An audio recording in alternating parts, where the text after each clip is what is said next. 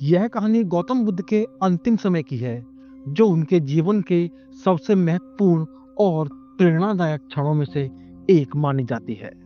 जानने से पहले दोस्तों, अगर आप भी अपने माता पिता को भगवान की तरह मानते हैं तो चैनल को सब्सक्राइब जरूर कर लेना, और हाँ, वीडियो को कम से कम 3 लोगों को शेयर करना बिल्कुल ना भूलना। दोस्तों, एक बार गौतम बुद्ध अपने शिष्यों के साथ यात्रा कर रहे थे। रास्ते में उन्हें एक गांव में आमंत्रित किया गया, जहां एक मेजबान ने उन्हें भोजन करने के लिए बुलावा दिया। लेकिन वह मेजबान एक बुरा इरादा रखता था और उसने गौतम बुद्ध को खाने में जहर मिलाकर दे दिया। जब गौतम बुद्ध ने भोजन का पहला निवाला लिया तो उन्हें तुरंत महसूस हो गया कि खाने में जहर।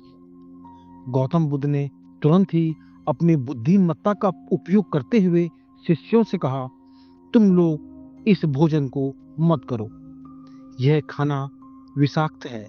उन्होंने उस मेजबान के भी इरादों का पर्दाफाश कर दिया और मेजबान को समझाया कि किसी भी जीव के जीवन को समाप्त करने से कोई लाभ नहीं होता। यह घटना बुद्ध के लिए एक संकेत बन गई, क्योंकि उन्हें यह एहसास हो गया था कि उनका अंतिम समय अब निकट आ चुका है। उनका शरीर धीरे धीरे कमजोर होने लगा और वह कुछ कदम लड़खड़ाए। इसके बाद वह वहीं पर भूमि पर लेट गए। उनके शिष्य उनके पास आकर बैठ गए और अंतिम संदेश सुनने का इंतजार करने लगे।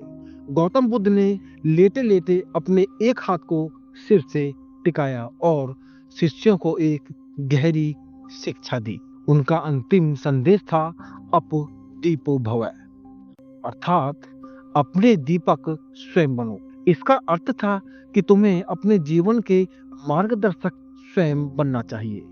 दोषों पर निर्भर रहकर जीवन कभी भी नहीं जिया जा सकता।